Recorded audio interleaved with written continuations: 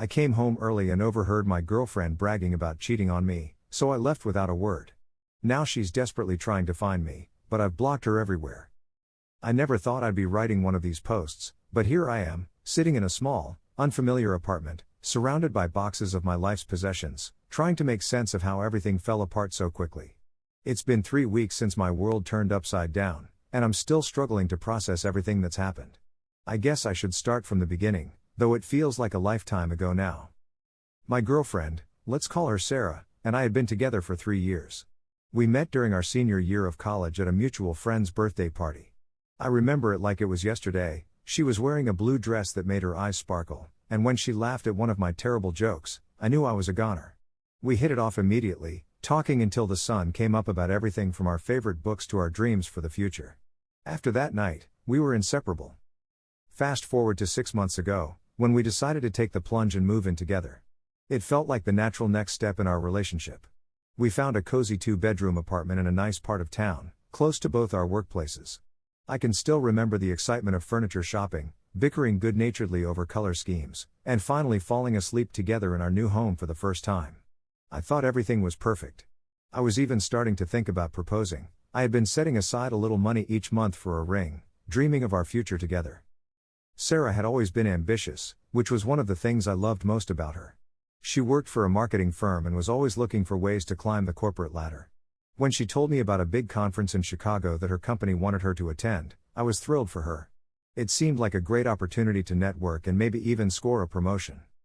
The night before she left for the conference, we had a romantic dinner at home. I cooked her favorite meal, chicken parmesan, and we shared a bottle of wine. As we cuddled on the couch afterward, Sarah looked into my eyes and said, "I'm so lucky to have you. I love you more than anything." I felt like the luckiest man alive. While she was gone, we texted regularly, and she called me every night before bed. She sounded excited about the conference, telling me about the interesting people she was meeting and the new ideas she was learning. When she returned home, she was full of energy and enthusiasm. She talked nonstop about the conference, her eyes shining as she described the speakers and the networking events. I was so proud of her. Looking back now, I wonder if I missed any signs. Was there a slight hesitation in her voice when she said she loved me? Did her hugs feel a little less warm? Or am I just torturing myself, trying to find clues that weren't there? The day everything fell apart started like any other Friday. I woke up early, kissed Sarah goodbye as she left for work, and headed to my job at the software development company where I'd been for the past 2 years. Around lunchtime, I got a text from my boss saying our afternoon meeting had been canceled and that we could all head home early if we'd finished our tasks for the week. I was excited. This was the perfect opportunity to surprise Sarah with a romantic evening. I stopped by our favorite Thai restaurant and picked up her usual order, green curry with extra vegetables and a side of spring rolls. Then I swung by the florist and got a bouquet of sunflowers, her favorite. As I drove home, I imagined the look on her face when she saw me. I thought about running her a bath, massaging her shoulders, and just enjoying a quiet night together. As I approached our apartment door, I heard laughter and voices. At first, I thought Sarah must have invited some friends over, which was fine. But then I heard something that made my blood run cold. "And he has no idea." Sarah's voice, clear as day, followed by more laughter. I froze, my hand on the doorknob. Something in her tone made me hesitate to enter. Instead, I listened, my heart pounding so loudly in my chest that I was afraid they might hear it through the door. "Girl, you're bad." Another female voice I recognized as Sarah's best friend, Lisa. "How long has this been going on?" "About 2 months now," Sarah replied, and I could hear the smile in her voice. "It started at that conference I went to in Chicago. Remember that hot guy I told you about? Well, we didn't just flirt." My mind was reeling. Chicago. 2 months ago. The conference she had been so excited about. The conference I had been so proud of her for attending. I felt like I was going to be sick. "And you've been seeing him since?" Lisa asked, sounding both scandalized and impressed. "Whenever I can," Sarah laughed. My name, I'm working late or meeting clients. He's so trusting, he never questions it." I felt like I'd been punched in the gut. The takeout bag slipped from my numb fingers, landing with a soft thud on the hallway carpet. I barely noticed. "But aren't you worried about getting caught?" Lisa's voice again. "Please," Sarah scoffed. "He's completely clueless. Besides, it's just a bit of fun. What, my name, doesn't know won't hurt him." What about the other night when he cooked for you before your business trip? Lisa asked. Didn't you feel guilty at all? My heart sank even further. The romantic dinner I had prepared, the night I had felt so connected to her, it had all been a lie. Oh, come on, Sarah said dismissively. It's not like I don't care about him. He's sweet and stable, and he'd make a great husband someday. But I'm young, I want to have some excitement in my life. Can you blame me? I'd heard enough. My whole body felt cold, then hot, then numb. I picked up the takeout bag mechanically and walked away from the apartment. I don't really remember the next few hours clearly. I know I ended up at a bar, staring into a glass of whiskey I couldn't bring myself to drink. The bartender asked if I was okay, and I must have looked as bad as I felt because he ended up calling me a cab. As the initial shock wore off, anger and pain set in. How could she do this to me? To us? I thought about going back, confronting her, demanding explanations. I imagined dramatic scenes where I'd burst in, catching her red-handed. But the thought of facing her, of hearing her try to explain or justify her actions, made me feel physically ill. Instead, I made a decision. I wasn't going to give her the satisfaction of seeing me broken. I wasn't going to let her twist things around or try to make excuses. I was going to disappear from her life as completely as she had erased my trust in her. I went back to the apartment late that night when I was sure Sarah would be asleep. As quietly as possible, I packed a bag with some clothes and essentials. I took my passport, important documents, and the cash I had been saving for her engagement ring.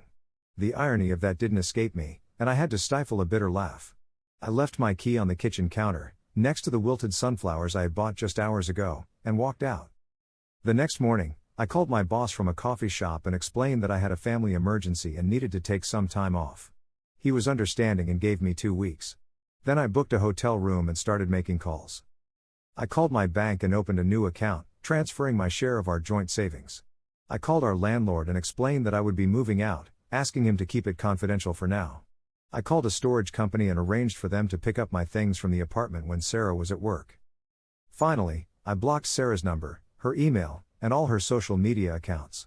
I did the same for her friends and family members. It was like erasing my entire life for the past 3 years, and it hurt like hell.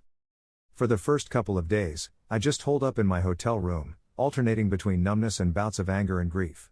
I couldn't eat, couldn't sleep. Every time I closed my eyes, I saw Sarah's face, heard her laughter as she talked about deceiving me. I felt like such a fool.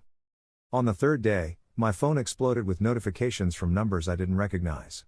Sarah must have realized something was wrong and was trying to reach me through other people's phones. I listened to one voicemail. It was Sarah, her voice frantic. "Baby, where are you? I've been so worried. Please call me back. Whatever's wrong, we can fix it. I love you." Her words, which would have melted my heart just days ago, now felt like acid in my ears. How could she say she loved me after what she'd done? I deleted the message and all the others without listening to them. It's been 3 weeks now. I've found a small apartment to rent month to month while I figure out my next steps. My things are in storage, and I've started looking for a new job in a different city. I need a fresh start, somewhere where every street corner doesn't hold a memory of Sarah. Sarah hasn't given up trying to reach me. She's been to my workplace, thank God for understanding bosses who respect privacy. She's contacted my friends, who, bless them, have stayed loyal and kept my secret, and I even heard from my sister that Sarah showed up at our parents' house, crying and begging to know where I was. Part of me wants to confront her, to scream and yell and demand answers. But a larger part knows that nothing she could say would make this better. The trust is gone, shattered beyond repair. Every time I close my eyes, I hear her laughing about how clueless I was, how easy it was for her to deceive me. I know some people might think I'm overreacting, that I should at least give her a chance to explain. But I gave her 3 years of my life, my trust, my love. And she threw it all away for a bit of fun. I can't unhear what I heard, and I can't unfeel this pain. So here I am, starting over at 28. It's terrifying and lonely, but also strangely liberating. I'm rediscovering who I am without Sarah, and trying to rebuild my self-esteem. Some days are harder than others. There are moments when I miss her so much it feels like I can't breathe. I miss waking up next to her, sharing inside jokes, planning our future together. But then I remember how easily she lied to me, how little our relationship seemed to mean to her, and I know I'm making the right choice. I'm not sure what the future holds, but I know it doesn't include Sarah. Maybe someday I'll be ready to love and trust again, but for now, I'm focusing on healing and moving forward. I've started seeing a therapist, which is helping me process everything. I'm trying to rediscover old hobbies and passions that I had let slide during my relationship. Yesterday, I went for a long hike in a nearby state park. As I stood at the top of a hill, looking out over the valley below, I felt a moment of peace for the first time since this all happened. It was like I could finally take a deep breath again. I know I have a long way to go, but in that moment, I felt hope for the future.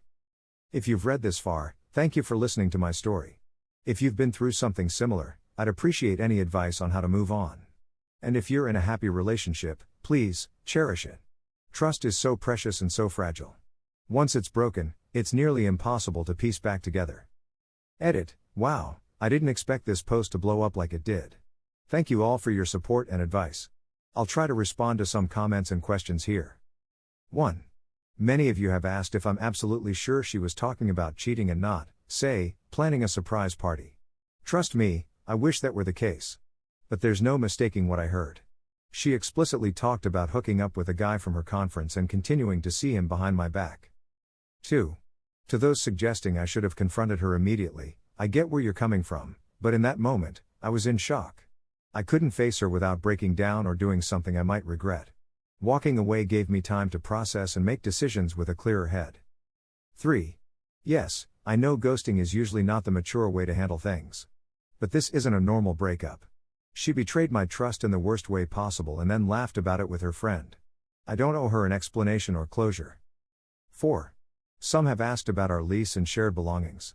I've paid my share of the rent for the next 3 months to give her time to figure things out. As for our stuff, I only took what was clearly mine. We can sort out the rest later through intermediaries if necessary. 5.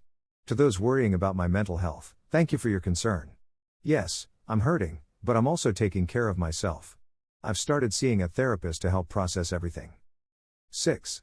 A few people have suggested that maybe Sarah realizes she made a horrible mistake and genuinely wants to apologize and make amends.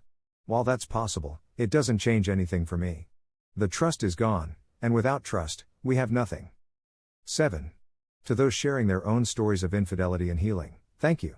Your words have been incredibly comforting and inspiring. It helps to know I'm not alone in this experience. 8. Finally, to those telling me to man up or that all women cheat, please don't project your issues onto my situation. This isn't about gender. Cheating is a choice, and it's wrong regardless of who does it. Again, thank you all for your support. It means more than you know. I may not respond to every comment, but I'm reading them all and taking your advice to heart. Edit 2. It's been about 2 months since my original post, and I wanted to give you all an update. First of all, thank you again for all your support and advice. It's been a roller coaster of emotions, but I'm slowly starting to feel like myself again. The biggest news is that I've accepted a job offer in a city about 300 miles away. It's a great opportunity career-wise, and the change of scenery will do me good. I move in 2 weeks, and I'm equal parts excited and terrified. As for Sarah, she finally stopped trying to contact me about 3 weeks ago. I heard through a mutual friend that she's moved out of our old apartment. Part of me hopes she's realized the magnitude of what she's done and is working on herself, but honestly, her journey is no longer my concern. I've had moments of weakness where I've been tempted to unblock her, to hear what she has to say. But then I remember how she laughed about deceiving me, and the urge passes. Some of you might think I'm being too harsh, but this is what I need to do to heal. I've continued with therapy, and it's been incredibly helpful. I'm working through my trust issues and trying to ensure I don't carry this pain into future relationships. It's a slow process, but I'm making progress. To those who shared similar stories and offered advice on moving forward, thank you. Your words have been a lifeline on my darkest days. Knowing that others have been through this and come out stronger on the other side gives me hope. I'm not ready to date yet, and I don't know when I will be. For now, I'm focusing on my new job, exploring my new city, and rediscovering who I am as an individual. It's scary starting over at 28, but it's also exciting. If there's one thing I've learned from all of this, it's the importance of self-respect. Walking away was the hardest thing I've ever done, but it was also the right thing. No one deserves to be cheated on and lied to. To anyone going through something similar, stay strong. It gets better. Take care of yourself, lean on your support system, and don't be afraid to ask for help. You're stronger than you know. Thank you all again. Your kindness and support have meant the world to me during this difficult time. I may not post again for a while as I focus on my fresh start, but know that I'm grateful for each and every one of you. Here's to new beginnings and better days ahead. Edit 3. I wasn't planning on posting again, but something happened yesterday that I felt I needed to share. It's been 6 months since I left, 4 months since I moved to my new city, and I thought I was finally starting to move on. But life has a way of throwing curveballs when you least expect them. Yesterday, I was grabbing coffee at my favorite local cafe before heading to work. As I waited for my order, I heard a familiar laugh that made my heart stop. I turned around, and there she was, Sarah, sitting at a table near the window, engaged in conversation with a man I didn't recognize. For a moment, I couldn't breathe. All the progress I thought I'd made seemed to evaporate in an instant. I considered ducking out before she saw me, but as I turned to leave, our eyes met. The recognition in her face was immediate, followed by a mix of emotions I couldn't quite decipher: shock, guilt, maybe even a hint of longing. I stood frozen, unsure of what to do. Part of me wanted to run, to protect the peace I'd worked so hard to achieve. Another part wanted to confront her, to finally get the answers I'd been avoiding for months. In the end, I did neither. Sarah excused herself from her companion and walked over to me. Up close, I could see that she looked different. Her hair was shorter, and there was a weariness in her eyes that hadn't been there before. "Hi," she said softly, her voice barely above a whisper. "Hi," I replied, surprised at how steady my own voice sounded. There was an awkward silence, 6 months of unspoken words hanging between us. Finally, Sarah spoke again. "I know I'm probably the last person you want to see right now," she said. "But can we talk? Please. Even if it's just for a few minutes?" I hesitated. Every instinct was screaming at me to say no, to walk away and preserve the distance I'd worked so hard to create. But something in her expression made me pause. "Okay," I found myself saying. "But not here." We walked to a nearby park in silence. As we sat on a bench, I couldn't help but remember all the times we'd walked hand in hand through this very park in what felt like another lifetime. Sarah took a deep breath and turned to face me. "First, I want to say I'm sorry. I know those words probably mean nothing to you now, but I need you to hear them. What I did was unforgivable, and I've regretted it every day since you left." I didn't say anything, just waited for her to continue. "I've been in therapy," she went on, "trying to understand why I did what I did. It wasn't about you, or even about him. It was about me and my own insecurities, my fear of commitment, my need for validation. I know that doesn't excuse anything, but I wanted you to know that I've been working on myself." I nodded, still not trusting myself to speak. "When you disappeared, it was like a wake-up call. I realized what I'd thrown away, how much I'd hurt you. I tried to find you, to explain, to beg for forgiveness. But when I couldn't reach you, I had to face the consequences of my actions. It was the hardest thing I've ever done, but it forced me to confront some ugly truths about myself." She paused, wiping away a tear. "I don't expect you to forgive me. I don't even expect you to believe me. But I wanted you to know how sorry I am, and that losing you made me realize what really matters in life." For a long moment, I sat in silence, processing her words. Then, slowly, I began to speak. "Thank you for saying that," I said. "I won't lie, hearing you laugh about cheating on me that day broke something inside me that I'm still trying to fix. It's been a long, painful journey to get to where I am now." Sarah nodded, her eyes filled with tears. "I'm glad you're working on yourself," I continued. "And I hope you continue to do so. But you're right, I can't forgive you, at least not now. Maybe not ever. What we had is gone, and it can't be rebuilt." "I understand," she said softly. We sat in silence for a few more minutes. Finally, I stood up. "I need to get to work," I said. "Take care of yourself, Sarah." As I turned to leave, Sarah called out, "Are you happy? In your new life?" I paused, considering the question. "I'm getting there," I replied honestly. "It's been hard, but I'm learning to be happy with myself. And that's a start." She nodded, a sad smile on her face. "I'm glad," she said. "You deserve to be happy." As I walked away, I felt a weight lift from my shoulders. The encounter hadn't gone at all how I might have imagined it, but somehow, it felt like closure. The rest of the day passed in a blur. When I got home that evening, I sat on my balcony, watching the sunset and reflecting on everything that had happened. I realized that while seeing Sarah had stirred up old feelings, it hadn't shaken me as much as I might have feared.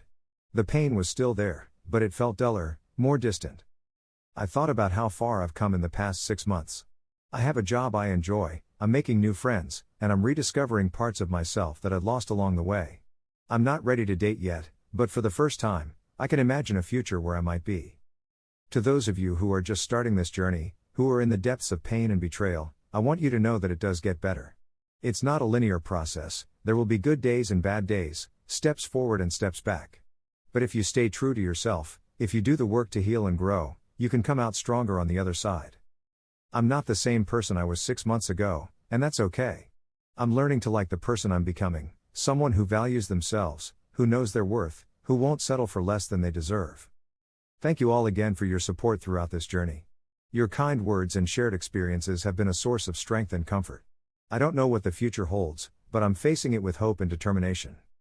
Here's to healing, to growth, and to the beautiful uncertainty of new beginnings. Edit 4. Wow, I'm overwhelmed by the response to my last update. Thank you all for your continued support and for sharing your own stories of healing and growth. I've read every comment, and they've touched me deeply. Many of you have asked how I'm doing now, a month after my unexpected encounter with Sarah. The truth is, I'm doing better than I ever thought possible. That day in the park was a turning point for me. It helped me realize that while the pain of what happened will always be a part of my story, it doesn't define me. I've thrown myself into my new life with renewed energy. I joined a local hiking group and have been exploring the beautiful trails around my new city. It's been a great way to meet new people and stay active. I've also started taking a photography class, something I've always wanted to do but never found the time for before. Work is going well. I recently got assigned to lead a new project, which is both exciting and challenging. It's pushing me out of my comfort zone, but I'm enjoying the opportunity to grow professionally. As for my personal life, I've started to open myself up to the possibility of dating again. I'm not actively seeking anything, but I'm no longer closing myself off to the idea. Last week, I went on a coffee date with someone I met through a mutual friend. It was nice, low pressure and casual. We're planning to meet up again this weekend. I'm taking things slow and being honest about my past, but it feels good to be moving forward. To those who asked if I regret not trying to work things out with Sarah, no, I don't. While I appreciate her apology and I'm glad she's working on herself, too much was broken between us. Sometimes, the healthiest thing you can do is to let go and move on. I've learned that forgiveness isn't about excusing someone's actions or letting them back into your life. It's about freeing yourself from the burden of anger and resentment.